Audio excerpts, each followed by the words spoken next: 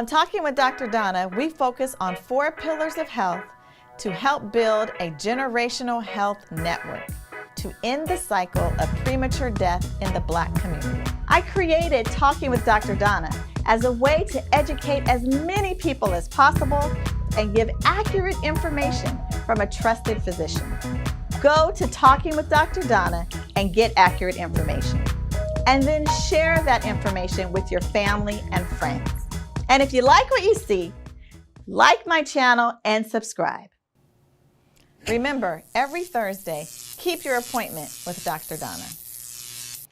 Hi, welcome to Talking with Dr. Donna. It's Thursday. That means it's time for your appointment with your doctor. So thank you so much for tuning in to another episode of Talking with Dr. Donna. My mission is to build generational health. Just as we talk about building generational wealth, we're going to talk about and build generational health. That means that right now where you are, you're going to start creating a new story of health for you and your family. Today's episode, we are talking about sex. Oh my gosh, I know I said it. Why and how is your sex life? And what does that have to do with generational health? Well, you are going to find out, because the way that we're talking about sex and relationships and intimacy is really built on the foundations of racism. And what we're hoping that by the end of the time that you have spent with us today, we are hoping that you will at least start the process of thinking about any body trauma, body shame that your parents or grandparents may have had, and how that may have impacted you and how you think about sex, how you think about relationships, and how you think about intimacy. So sit back and enjoy the episode today, because we're going to talk about it live and open. Also, if you have any questions, go ahead and put them into the chat. And I'm going to be monitoring the chat line and hoping that you have some questions for Dr. Renee, and we will answer them while we are live on the air.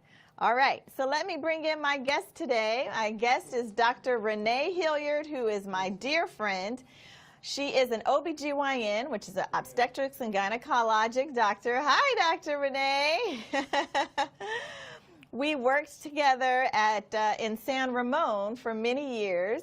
She was a practicing OBGYN for over 20 years, and then moved into a private practice. And her online practice she is an intimacy and relationship coach. That sounds pretty interesting, right? Like, what is that? Dr. Renee is going to tell us all about it. Also, she's certified in somatic coaching. So what do those things have to do with health, relationships, intimacy, coaching? We're going to talk about that tonight. So I don't see Dr. Renee on anymore. So Dr. Renee, there you go. All right, we see you, Dr. Renee. Awesome. All right, can we hear Dr. Renee? All right. Hi, Kimberly. Hi, Cherise. Hi, Vanessa. I see you on. If you have any questions, go ahead and write them in the chat as we're having our conversations, and I will try to get to them and ask Dr. Renee your questions. All right, Dr. Renee, can you hear us? Yes. All right. We can hear you. All right. Okay. So tell us a little bit about yourself and your journey to get from, be a practicing OBGYN to now doing intimacy and relationship coaching. Yeah, so it has been quite a journey, and it wasn't expected. It wasn't, like I set out to be where I am today. But I've been a sex educator for actually 25 years. So before I was even a doctor, I was a sex educator. And I loved OBGYN because there is a lot of sex education going on in that field. And I would see a lot of women that would come in that were feeling shameful about their bodies, shameful about sex. Even, when they contracted a sexually transmitted infection or something, there was this deep shame that was going on with them. And then also with their changing bodies. So after having kids, they were, embarrassed to have their their partner see their body again after having kids. A lot of times going through menopause, they were embarrassed about the changes that were going on with their body. And I would do education with people and try to, make them comfortable with their bodies, going through these things, and trying to erase the shame around all the changes that happen in our lives and in our bodies. But I would see people suffering with their sexuality, and I would help them, try to both change their mindset about it. A lot of times people came from homes where there was a lot of religious conditioning or shaming around sexuality, or they had picked up shaming in society just from, shaming women about sexuality. And they really struggled a lot with it. And sometimes it would cause problems with their relationships. They would ruin their relationships just because they weren't comfortable having sex. And so, through the years, I educated myself on how to best help these people. And I grew up in this culture too. So there's, things that I took on as far as the conditioning goes with, good girls don't do this, and, you're supposed to wait until marriage. I didn't get married till I was 48. So, that would have been pretty hard for me to wait until I was 48 to have sex. And some people do that, but I didn't want to do that. But then there was a slight shame around sexual behavior because I grew up, in a culture where, good girls are supposed to, keep their legs shut and those kinds of things. And even though I didn't necessarily believe that 100%, it still impacts you. So what happened most recently was in the last few years, I moved to a wellness clinic. So it was a much slower pace of seeing patients. So I would have an hour with a patient. We would get really deep into their sexual issues. And some of it was around menopause. So, that sex wasn't comfortable. And most women were coming to me to make things comfortable enough to please their partner. And it struck me that, it was so rare that somebody would come and want more pleasure for themselves. It was always about get my body well enough so that he can have fun with my body. And I was kind of struck by that. And I said, this is a shame that women are really carrying that our bodies are to please somebody else, or even things like, suggesting things about, touching themselves. Patients would freak out and say, oh, I could never touch my body. And it occurred to me that there's a lot of conditioning around our sexual organs. And I wanted to be able to help people with that. So that's when I went and started looking for programs that could help me help my patients better. And also, help me decondition my own mind about some of the things that I had picked up. And that's when I found this somatic coaching program. And it was wonderful as far as illuminating all the different things that we take on, and helping me unwind it in myself and then help others too. So right, that's awesome. Now I have to take a break here and say something, because many of you are coming because you know me from being a first lady of a church.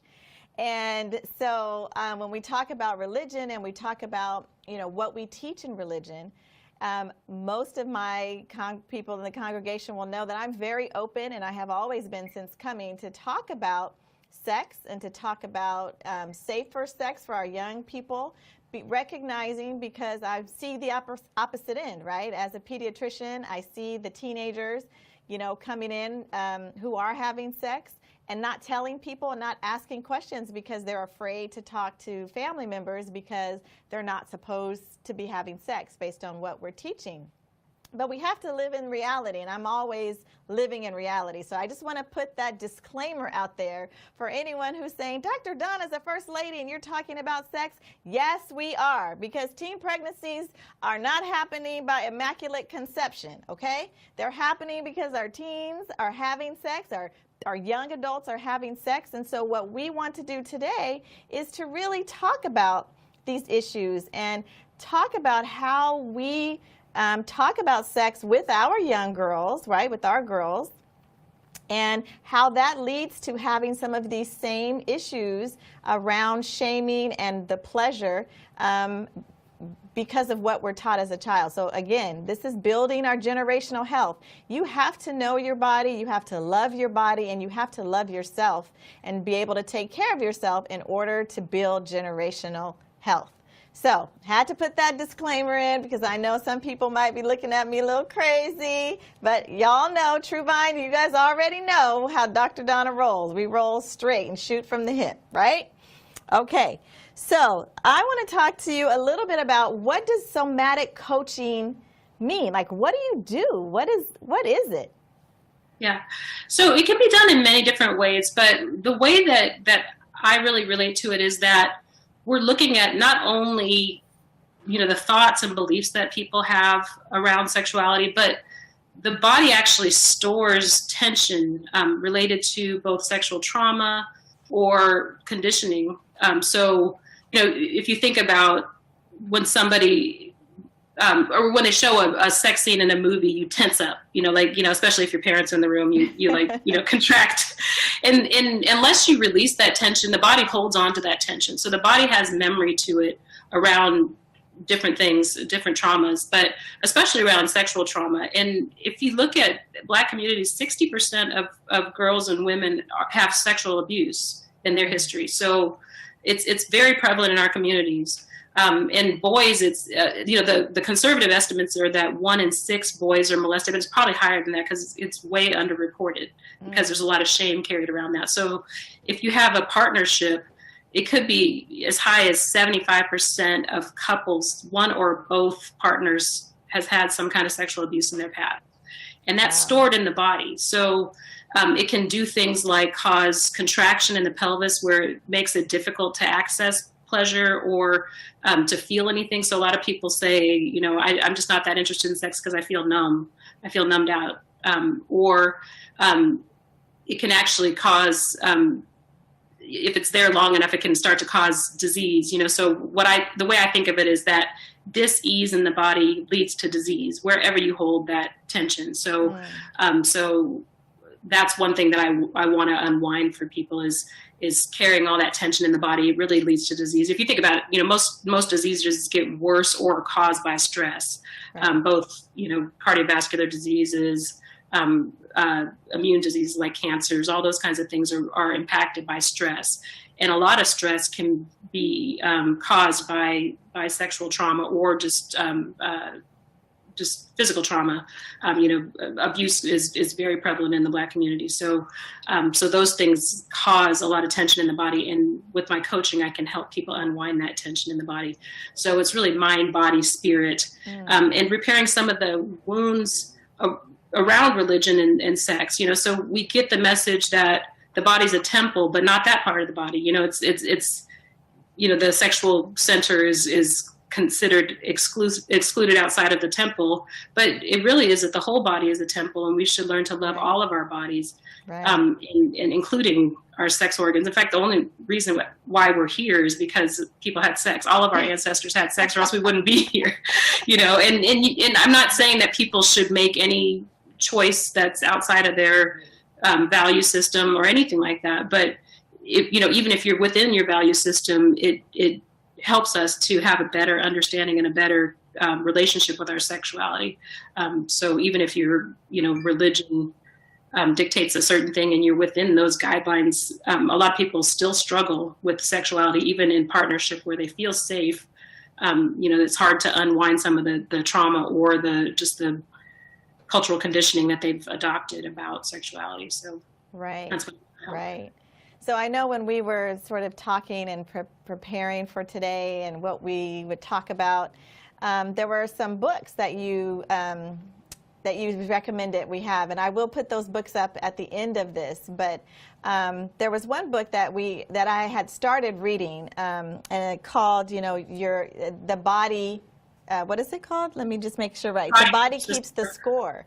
Yeah. Which just the title of that book was so revealing to just think about the fact that, yes, even though we experience some things, and in our mind we can maybe push those experiences down to a very subconscious level, but your body doesn't, right? Your body continues to keep the score of trauma to your body, and also generational trauma, right? So the trauma that your mom experienced, the trauma that your grandmother experienced, or grandparents, just intergenerational, multi-generational trauma. Can you talk a little bit about like what that theory is and how it relates to issues around intimacy and relationships?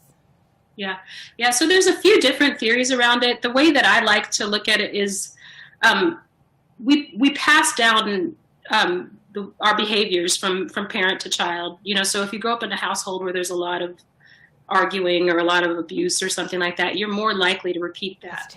And you're more likely to be comfortable with violence in the home. So, those kinds of things get repeated. And we've seen studies like the ACEs study, the Adverse Childhood Experiences study, that kids that grow up in homes where there's mental illness or abuse or alcohol or drug use or, a lot of instability in the home have a higher risk of physical illness. So they have a higher risk of diseases developing because of those kinds of events in the home. So we see the same sort of thing with generational sexual abuse. And any Black person has a history of sexual abuse because slavery, 450 years, there was horrific things going on. And we don't even want to go into all the things that our ancestors witnessed as far as sexual abuse and trauma, but that got passed down from generation to generation. So, there can be that wounding that's passed on, and we don't know exactly all the ways that it gets passed down. But one thing that is taught is that epigenetically, so the way that our genes get expressed is actually passed down from parent to child, and some of the stress hormone genes and those kinds of things can be up-leveled. So if your parent was in a stressful situation, you tend to be on high alert for violence and for threats because of a parent. So even if you're in a safe environment, you're continuously scanning for danger. Or you may go the other extreme where there may be danger present, but you don't even register it as danger. So you're not even taking care of yourself because your body is so used to being in a situation of high danger. So we see some of that with what's going on with the coronavirus epidemic or pandemic, that people, even though they know intellectually that going in certain spaces and not protecting themselves could potentially cause them to acquire the virus and die, they just don't protect themselves. And it probably is some of that they just don't have the self-protection mechanisms in place because they were, they grew up in environments where there was a lot of violence or hostility. And so they don't even have the wherewithal to protect themselves. And we see that with sexuality as well, is that people take greater risks, both, with substance use, with alcohol and drug use, your guard goes down. So you may make choices that you wouldn't make sober. But also, if you're, raised in an environment where there's a lot of violence or you have a history of abuse, you may not take the precautions to prevent STDs, to prevent pregnancy, and to prevent COVID now. You may go out and hook up with somebody who hasn't been under quarantine and then bring that exposure back to your own family, and not wanting to do that, but you may make poor choices just because you don't have the same ability to protect yourself because of generational trauma. So that's something that's I mean, that is all so fascinating, and to think about, it makes a lot of sense, right? I heard it explained, which I really liked. I heard it explained that it's like your family plays a particular song on a piano, right? And the song that the keys that are used in your family to play that song, if you play that song over and over, then those keys sort of get ingrained into your DNA and passed down to you. So while you can relearn how to play a different song or learn how to play other songs, the songs that feel comfortable to you are the ones that the songs of the keys that your family has been playing for generations. And if you think about that in terms of health, and in terms of risk-taking and sexual abuse, all of those things factor into our DNA. And it is, in fact, expressed in some way or another. And we really are starting this whole theory of epigenetics and really trying to open wide really how it works and what is passed down. So it's really interesting to also think about body trauma or sexual trauma being passed on from generations starting, when we were enslaved. Joyce DeGruy, in her book, the post-traumatic slave syndrome, she talks about that body trauma and how that is passed into generations. So how do you then start to unpeel that and start to work so that you can become a healthier person in terms of your relationships and intimacy? What types of tools do you give your patients? Yeah. The first thing is really just becoming aware of it. Some of us are not even aware of that running in our background as what's driving our behavior. We may know that we keep on partnering with the same kind of partner that doesn't treat us well, and that we have poor boundaries, and we may have high self-esteem in certain areas, like for instance in our career, but then when it comes to relating, we may keep choosing the same sorts of partners that don't respect us and those kinds of things. So just being aware that there may be some generational stuff going on there that's leading to behaviors that are not serving us. But then really I work with clients to figure out what they want, so I'm not here to tell anybody what they want, but if they're in a relationship and they're having a hard time relaxing during sex, we try to investigate what kinds of thoughts are coming in, what kind of sensations in the body happen when they're trying to relax and become sexual.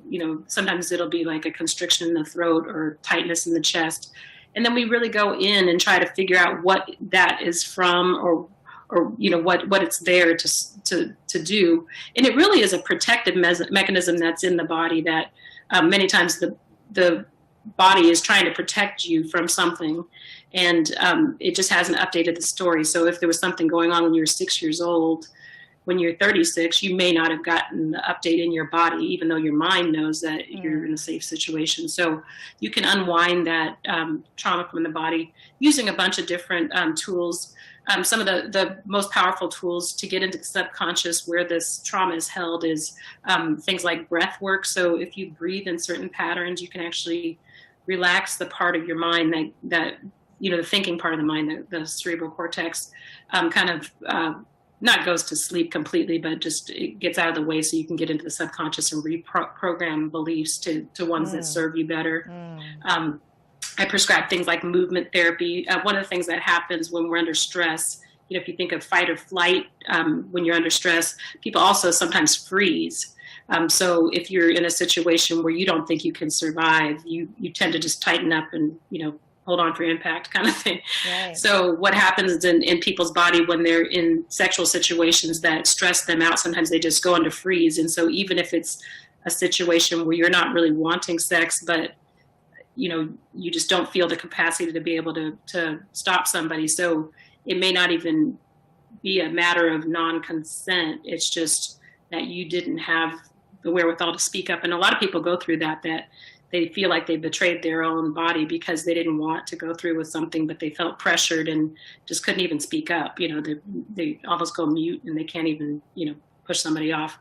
So just going into those kinds of things and unwinding them with movement therapy, and in shaking practices, there's a lot of different movement therapies that you can do. Some of the practices are actually really nice, and something that our bodies naturally will do is things like rocking. You see old people in a rocking chair or kids kind of rocking themselves. Those are soothing behaviors that can actually unwind trauma from the body.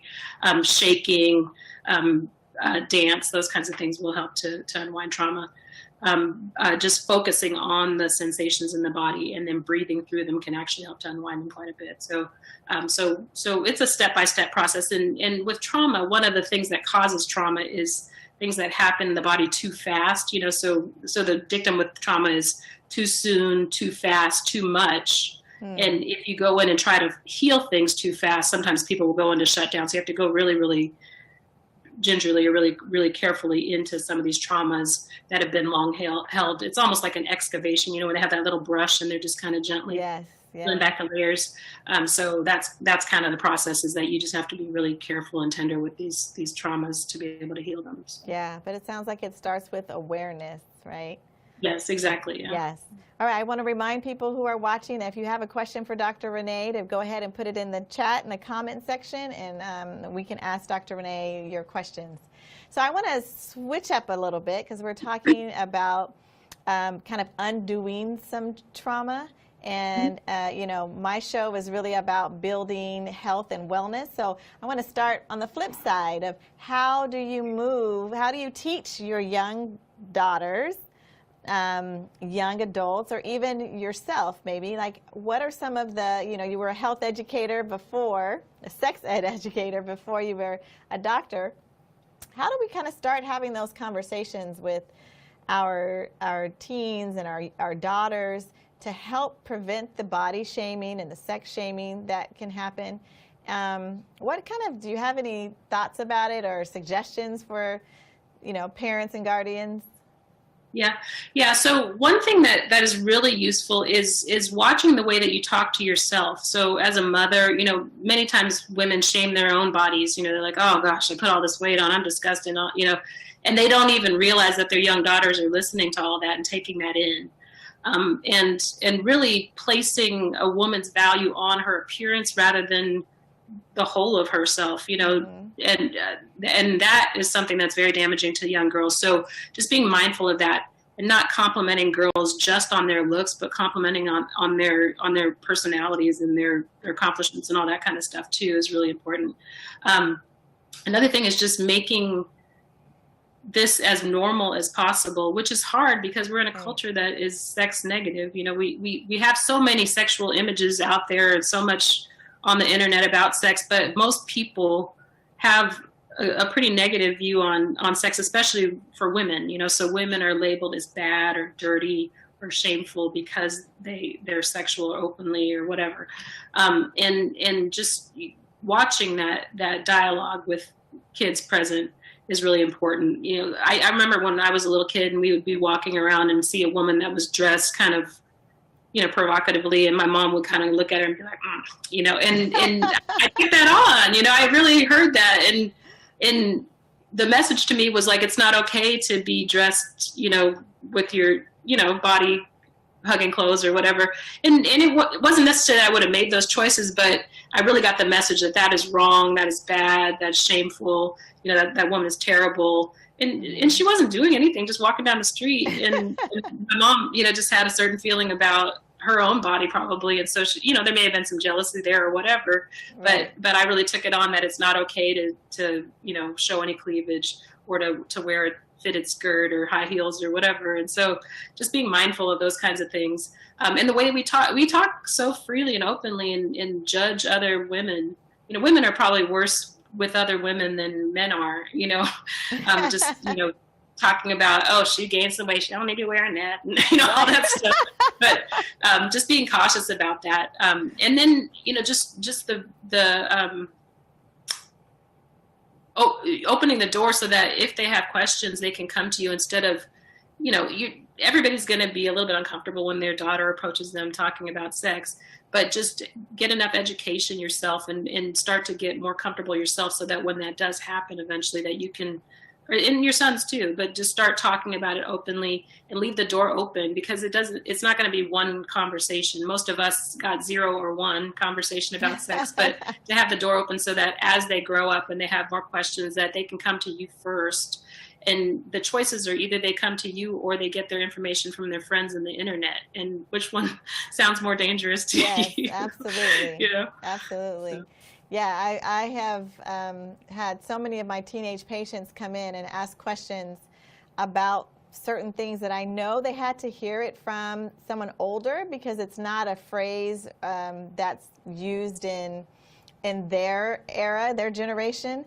And so you know that they're picking up bits and pieces of conversations from older people, and they're trying to put it together, but no one is helping them to really connect the dots.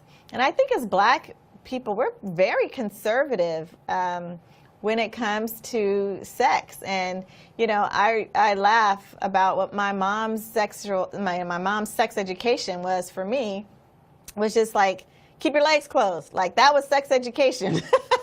Keep your legs closed and nothing can happen. It's like, okay.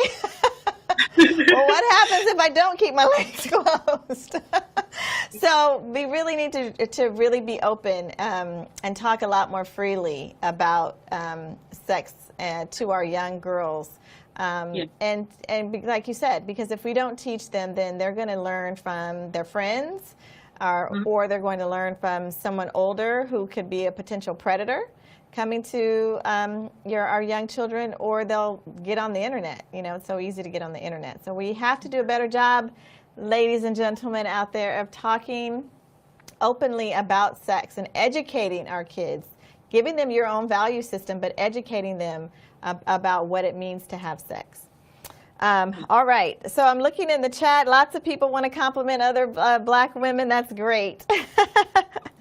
So I was doing, one of the other books that we talked about was My Grandmother's Hands, right? By Resmaa, I don't want to mess up his last name, but Menakem, is that how you say it? I think it's Menakem, yeah. Yeah, Menakem. It's a beautiful book, and that is actually a much easier read than The Body Keeps the Score. The Body Keeps the Score is very informative, but it's a hard read because it goes deep into childhood trauma, which I had to put it down several times just because it was so painful for me to read it in one sitting. Yeah. But My Grandmother's Hands is a beautiful book. It talks about racial trauma and how it's held in the body. It goes into a lot of the stuff about, what The Body Keeps the Score is about. But it also talks about how to release that trauma. So, he prescribes different practices at the end of the chapters as far as movement practices, sounding practices, singing, humming, those kinds of things that can help to unwind trauma. So it's beautiful, yeah. Yeah, there was something that he said that I thought was super cool. And when he said that, a lot of, going back to sort of this generational trauma, that a lot of it, like you said, you tense up, and some of that is protective, but you're in a situation where you're no longer needing to be protected, but you still have that instinct. He said that protection out of context becomes over time what's considered your culture. Right, exactly. And I thought, wow, that's, when you think about black culture and you think about so many different things that we do within our culture, that a lot of it is protective, but it's now out of context because we're no longer dealing with the same need to protect ourselves in the same way. What are your thoughts about that statement? Yeah, for sure. And I've thought a lot about this, that, as I roam through the world, I'll see people who you can tell they're uncomfortable in a situation, it may be an unfamiliar situation. And then the slightest, word from somebody can send them into this anger. They're really quick to anger. Yeah. And that seems like culture for us. There's certain people that just flip at, the drop of a dime. And a lot of that is generational trauma that they're still holding. And we can even take it out on our partners, like, why are you always starting something, that kind of thing, because they tend to be uncomfortable in unfamiliar situations, and then they get angry if somebody looks at them a certain way. But it's not culture. It's just a traumatized, person will react strongly to something that's not even a real threat. It could be just something somebody says, or they didn't like the way somebody said something or looked at them a certain way, and then all of a sudden they're ready to fight, but they've gone into fight or flight.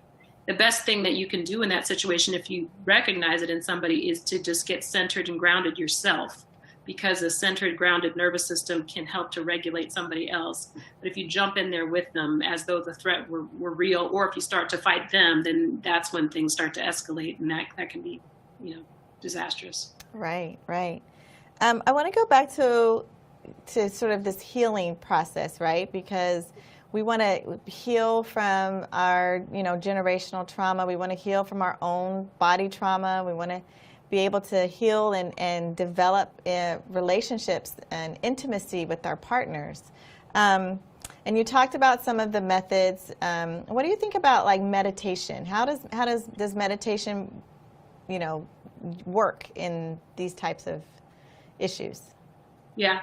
So meditation is wonderful. For one thing, it quiets the mind. So if you can get it into a space where you still the mind, and it doesn't have to be necessarily seated meditation. I do a variety of different meditations. I'll either go for a walk and really try to stay present in my body as I'm walking. go into nature and just take in nature in all 5 of my senses. I try to feel the sun on my skin. I feel the breeze. I, listen to the birds. I hear the breeze through the trees. And just being present like that actually can help to heal trauma in your body. And that's one of the practices that I do for people. One thing that people complain about with meditation is that it's so hard to sit still for long periods of time. Start with the short, the first time you sit down to meditate, you may only be able to accomplish like 2 still minutes, because many of us with trauma have a very hyper nervous system where we feel like we have to stay busy all the time, busy. And one of the things that you can actually do to heal trauma is to try to slow your pace. So try to not to overcommit yourself. And that's something that has been passed down generationally too, is that, slaves didn't rest. They worked 365 days a year. So a lot of us have a hard time stilling ourselves. We have a hard time slowing down, resting. We're almost allergic to rest. We're something's wrong here. You're talking about me, Dr. Renee. But a couple hundred years ago, you would have died if you rested. So it makes sense that we were taught that rest is not good, but rest is necessary, and that's how your body recovers.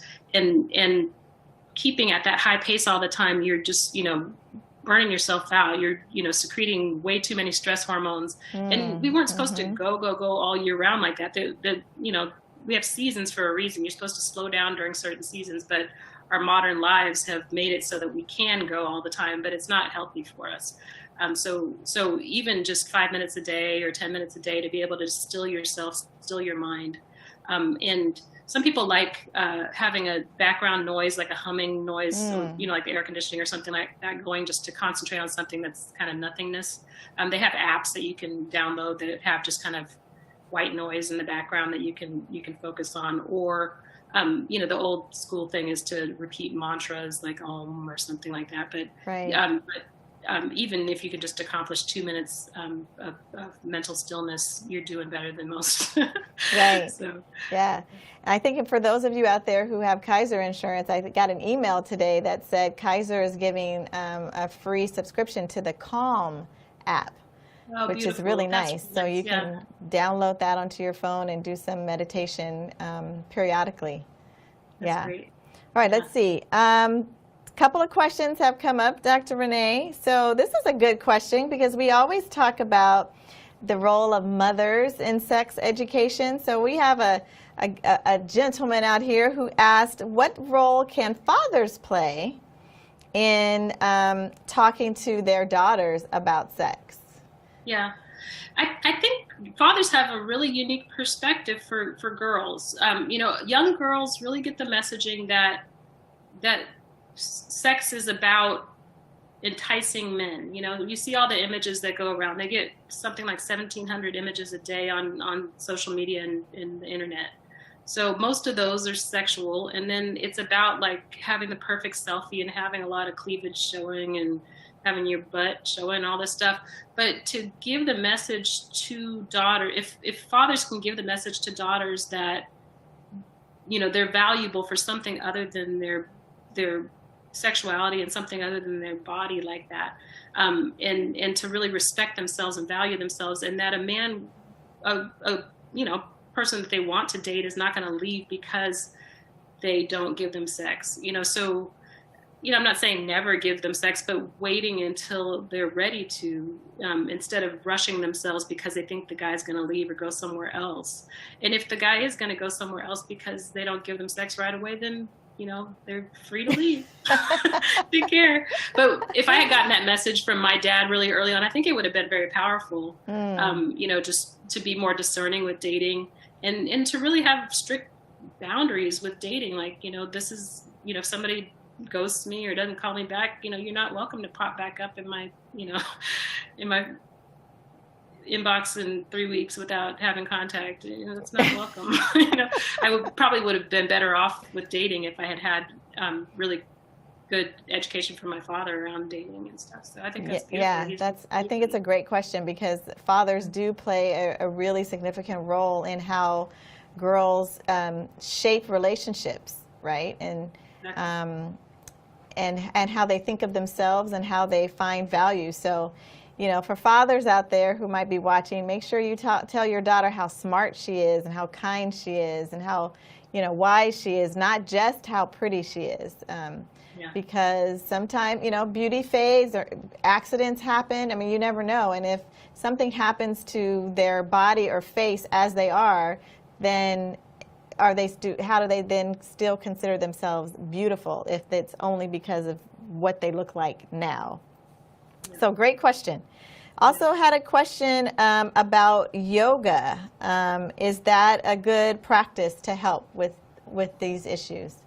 For sure, yeah. So all movement therapies, including yoga, and yoga is great. There's a lot of research that's been done on post-traumatic stress disorder and yoga as far as one of the best therapies for healing that. So I really advocate doing yoga and stretching to help to unwind a lot of trauma. Yes. Any particular type of yoga? I think this is Bikram yoga, which is like hothouse yoga, but any particular type of yoga?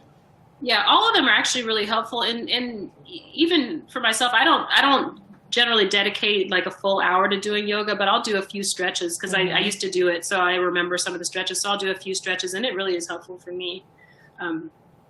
I agree. I love to do Windsor Pilates yoga, and even though I don't do the full workout, just doing a couple of the moves, and breathing and stretching really helps to just relax me, even if I'm not doing the full exercise. Yeah, that's great. Okay. Let's see. Any other questions that I don't want to make sure that I don't miss it? Okay, great. I want to go something in your bio that we didn't actually get to talk about, and that was a bit of your own personal journey, where you said in your bio that you know the effects of cultural conditioning on sexuality. We talked a little bit about that early on, but I want to see if you maybe want to touch on it a little bit of how you have been, in some ways where your clients are when they come to you. Yeah, I didn't realize how much the cultural conditioning affected me until I started to unwind some of it. But the things I noticed in my own self was that it was hard for me to completely surrender. So, I would kind of be in my mind a lot during sex. So it was hard for me to get out of my mind and into my body. And I also was continuously trying to make sure that my partner was having a good time instead of thinking about how my body felt, so I was disconnected from the pleasure in my own body because I was concerned with the person having a good time. And that took me out of the experience, so it wasn't as pleasurable as it could have been to me.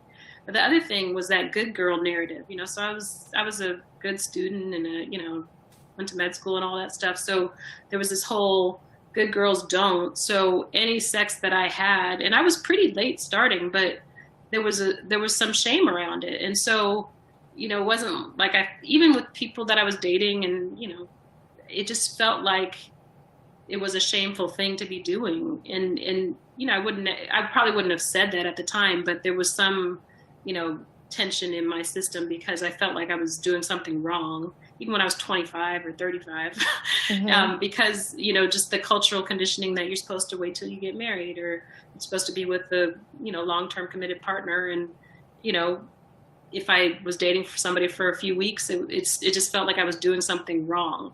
And I really had to take a long time to get that out of my system because it just felt like I was carrying around all this shame.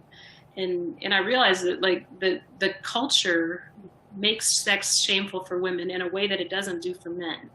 So if it's the same activity and there are two people there, and assuming that it's a man and a woman, it may not be, but why is it that the woman holds the shame? What did she do? It's like he may have suggested it, and then she takes the shame on, and I'm trying to unwind that for people so that they can release that, so they can actually have pleasure in it. And even people, they've been married years and they still have that shame that they're holding on to from either early in their relationship or even before their current relationship, that they may have made choices that they're not happy about. Even with childhood sexual abuse, the children a lot of times take on shame when it's not their shame to hold. Yeah. they didn't do anything wrong. In fact, I don't think shame is a real useful emotion in general. Right. You know, if you did something wrong, you should have remorse.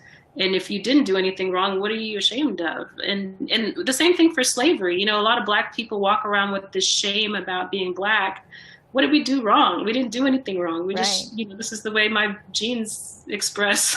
And I didn't, you know, why did we take on so much shame around it? And unwinding it in both areas has been really liberating for me. It felt like taking off a 50-pound backpack just to unwind the shame of, you know, of both cultures, you know, being a woman and being a Black person on the planet. There's so much shame around both of those things, and it doesn't need to be so. Yeah.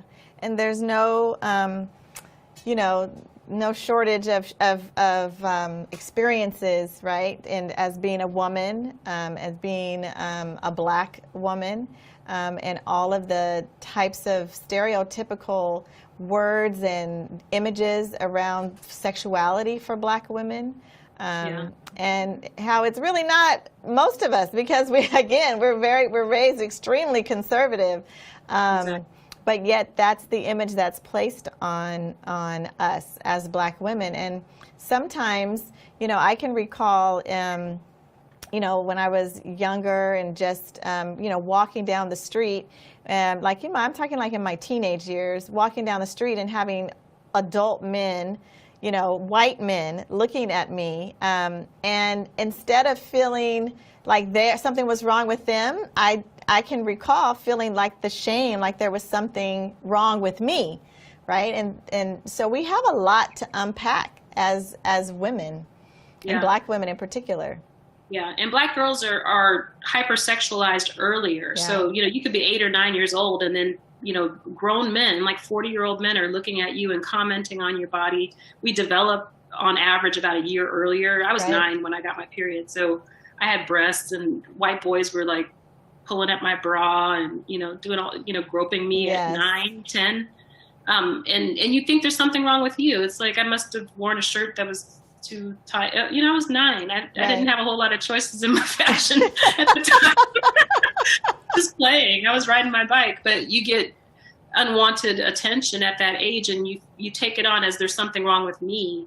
A lot of girls will gain a lot of weight at that age because they're trying to cover up their body and not be, you know, exposed, you know, their breasts. And family members will say things. So older brothers, uncles will start saying things about your body that are unwelcome.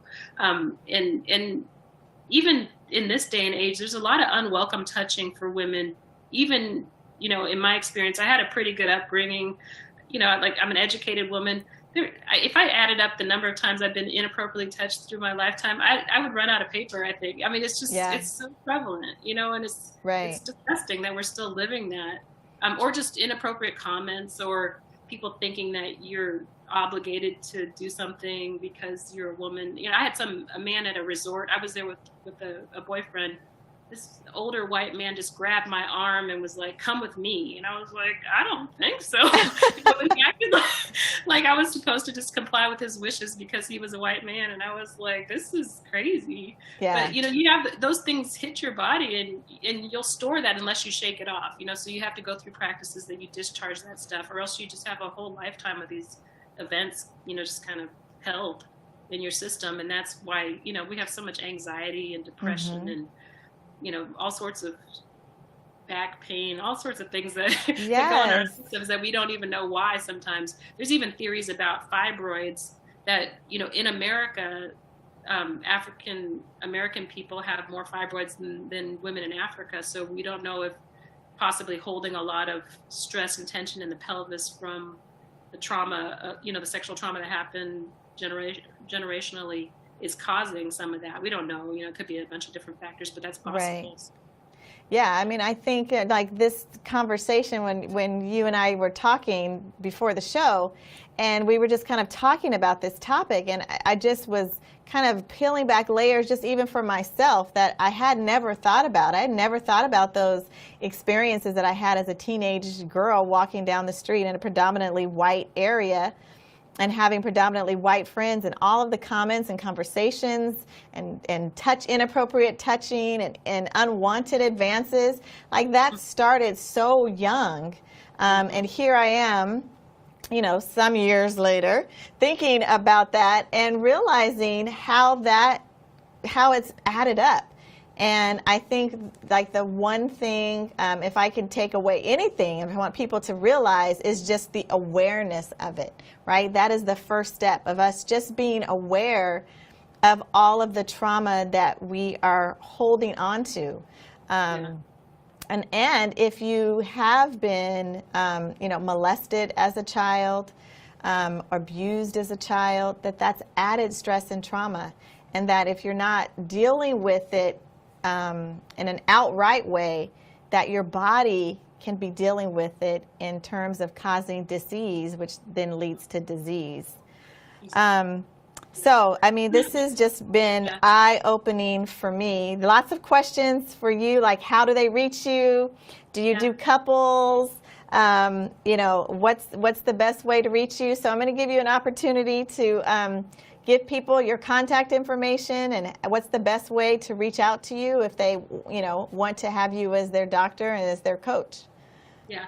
So I've actually closed my gynecology practice, and I'm doing the somatic full time. coaching. That's awesome. Yeah. So if you go to reneehilliard.com, that's my website, and it has more information about the somatic coaching.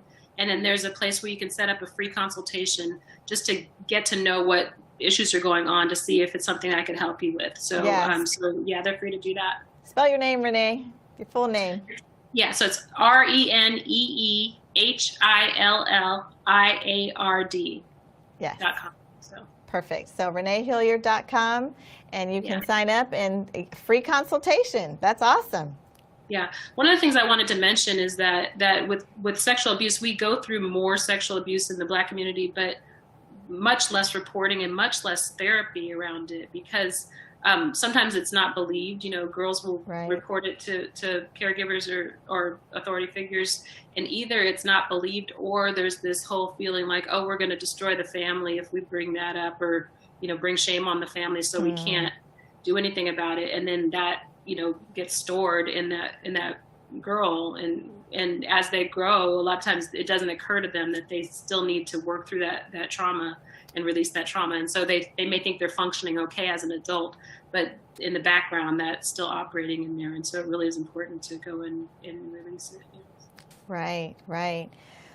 Dr. Renee, this was eye-opening. Thank you so much for coming on my show. I am sure that I'll have you back for some other topics.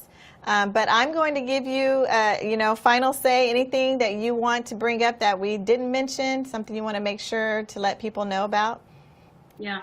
Well, thanks, first of all, for having me on the show. This has been wonderful. And I love getting these messages out because I think they're so needed.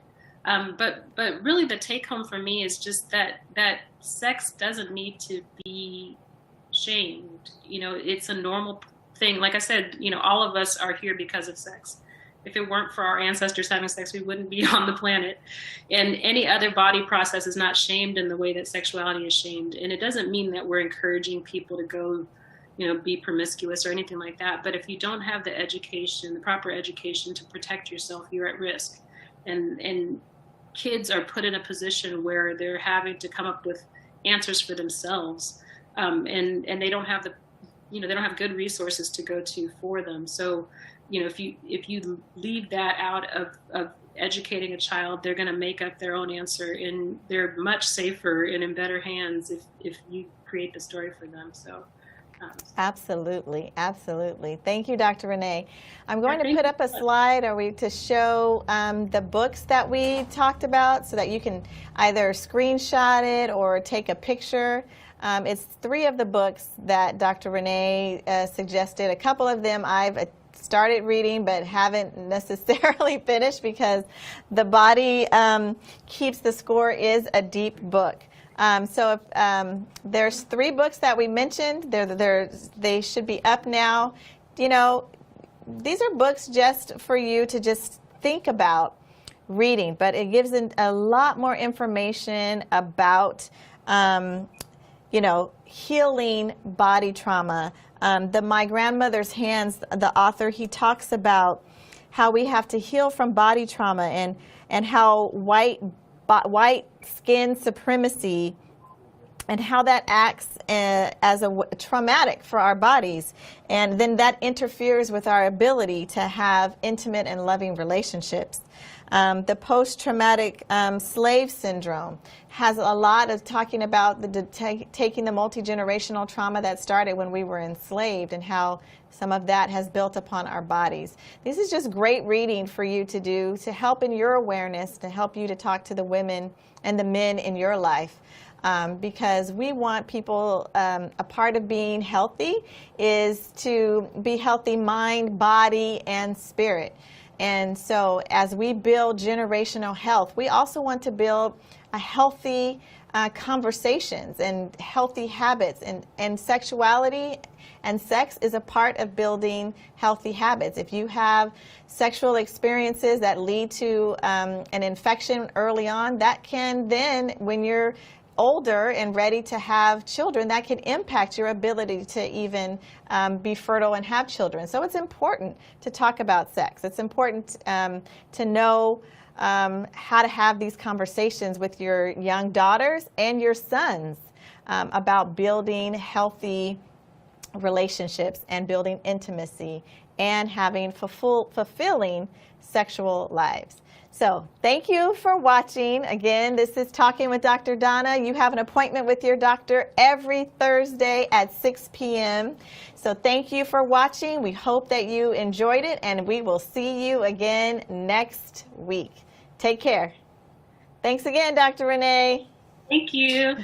On Talking with Dr. Donna, we focus on 4 pillars of health to help build a generational health network to end the cycle of premature death in the Black community. I created Talking with Dr. Donna as a way to educate as many people as possible and give accurate information from a trusted physician. Go to Talking with Dr. Donna and get accurate information. And then share that information with your family and friends. And if you like what you see, like my channel and subscribe. Remember, every Thursday, keep your appointment with Dr. Donna.